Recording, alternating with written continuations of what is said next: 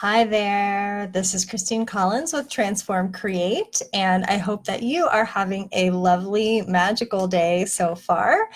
Today I wanted to talk a little bit about what I call imagine time in terms of the creation process.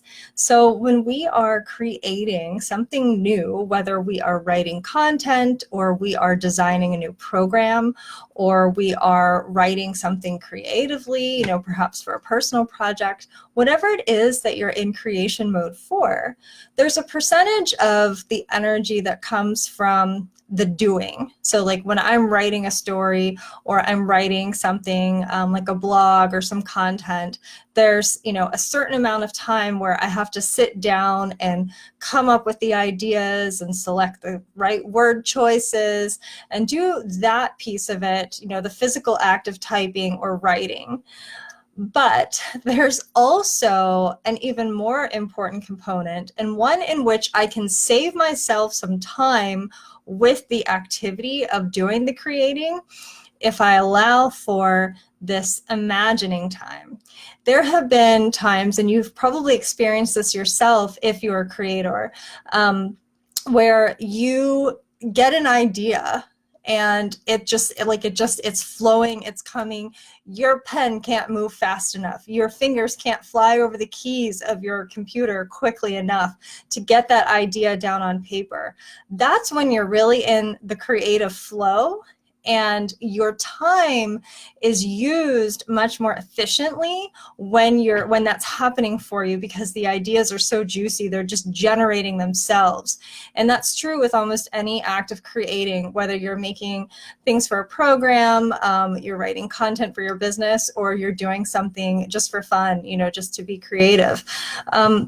So that imagine time is extremely impactful, because when you're in that flow, you're going to be able to do like 90% of the work, and then it's just a matter of sitting down and kind of cranking out what you've already generated for yourself. And if you don't have, or you're not allowing for that imagine time to happen, when you do go to sit down to create something that you must create for one reason or another, it's like pulling teeth. You're just sitting there trying to grab for ideas that aren't there. So a lot of times we fall into the trap of believing that things like meditation or hypnotherapy or that downtime, that imagine time, is not something that you have time for. And I would say you don't have the time to live without it, because when you sit down to do your creation, you're going to work so much harder if you have not created that imagine time for yourself. And there are a lot of ways that you can do that without majorly impacting your day. Yes, of course, if you can spare an extra hour or half hour or something like that, that's wonderful. Most of us don't have an extra hour for imagine time, right, in a day. That just isn't realistic. But if you can carve out an extra 10 to 15 minutes. It's helpful if you can do this, like in the morning, setting your alarm 10 minutes earlier than you would normally wake up. Or, if you're better with it at night, it just depends on you. We're all unique and different. Some people, they're better doing it late at night when they're getting ready to fall asleep. An extra 10 or 15 minutes of imagine time is really all you need. And one of the ways that I have managed to incorporate this for myself is through the use of tools like guided hypnotherapy and guided meditation tracks.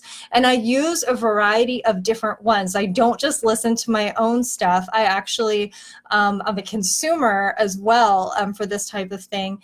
And just to give you an example, I think I've told this story before, but my husband has gotten all of my hypnotherapy tracks, and he kind of cycles through listening to different ones. I think his favorite ones are my creativity track, which is reconnecting with the muses, and then I also have one for finance. And he listens to it every morning, sets his alarm just a little bit earlier. They're 14 minutes long. It does not take long to listen. If you don't like the idea of doing something something that's guided and you prefer to have quiet or you prefer to have music. I know a lot of people who like to listen to drumming. That's something that I've used with wonderful effect. It's just about getting your mind into that alpha brainwave state where you are receptive. It's the most important part, in my opinion, of your creation process, is creating a frame of mind in which you are receptive. And when you can get into that very, very potent alpha brainwave state, the ideas are much more likely to come in.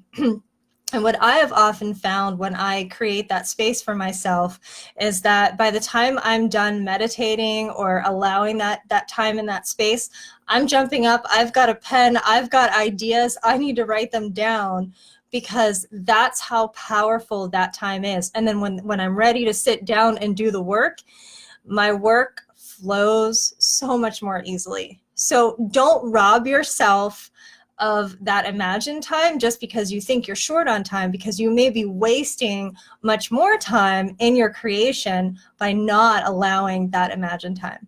I hope you found this to be helpful. And I also hope that you have an absolutely magical and creative rest of your day. Once again, I'm Christine Collins.